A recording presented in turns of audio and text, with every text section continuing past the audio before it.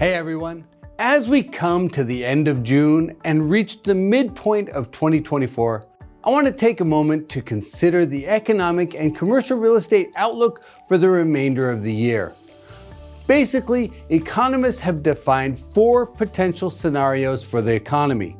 One model is what's called the no landing scenario, where we continue to generate strong economic growth, but inflation also remains high. The next concept is stagflation, where the economy stalls, but inflation remains elevated. The third is the hard landing scenario, where inflation comes down, but we fall into a recession. And the fourth model is the soft landing, where inflation comes down, and although the economy cools, it doesn't go into a recession. So here's what I'm seeing in terms of the likelihood of each of these scenarios playing out. The no landing concept had some merit earlier this year when we saw some inflation metrics jump. The annualized 3-month core CPI reading surged to 6.6% in March, its highest reading in a year. At the same time, March job additions jumped to 310,000 positions, the most job creation we've seen since January 2023. So for a brief moment, it looked like the no landing situation was a real possibility. But the newer data shows inflation pressure has been abating. Core CPI on a trailing 3-month average came back down to 4.1% in May, and the month-to-month trend has been positive. At the same time, other economic metrics like job creation have also been tapering. So it looks like the no landing economic outlook is improbable. As for stagflation risk, basically none of the readings are pointing that direction. Chairman Powell probably said it best.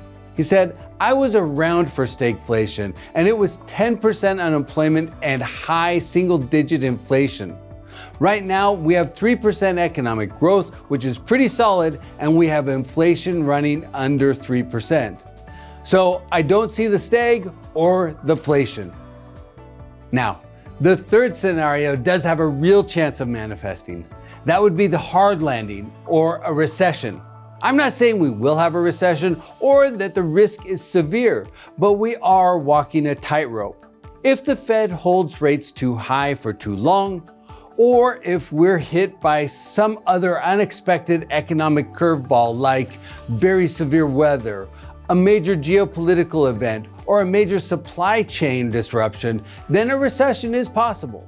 Some key indicators suggesting an impending economic softening include the ISM Manufacturing Index, which came in at 48.7 for May, a mildly constrictive signal. In addition, inflation-adjusted core retail sales on the annualized trailing 3-month basis has been slightly negative for the last 5 months. And unemployment has been creeping up to its current 4% rate. At the same time, both consumer confidence and consumer sentiment have been tepid at best. Not really declining per se, but not growing either. So, my point here is that it wouldn't take a lot to knock the economy into recession, but it would likely require a significant negative event to tip the economy into decline. And that brings me to the fourth option, the soft landing. Basically, all the weakening economic trends that I mentioned as signs of recession risk are pretty much within the target range for a soft landing. But when you factor in some of the more positive economic growth metrics like the ISM Services Index, which was still showing a positive reading of 53.8 in May, and the fact that the US economy has added over 1.2 million jobs so far this year, then numbers suggest a soft landing remains the most likely outcome. And for commercial real estate, a soft landing is probably the most beneficial scenario. The no landing outcome would likely cause interest rates to surge higher, while stagflation could be even worse because there's no known way to solve stagflation. Of course, a severe recession would also be bad, as it would erode the demand drivers for all types of commercial real estate. And although the Fed would likely drop interest rates quickly if a severe recession hit, the loss of commercial real estate space demand could impair property fundamentals for a while.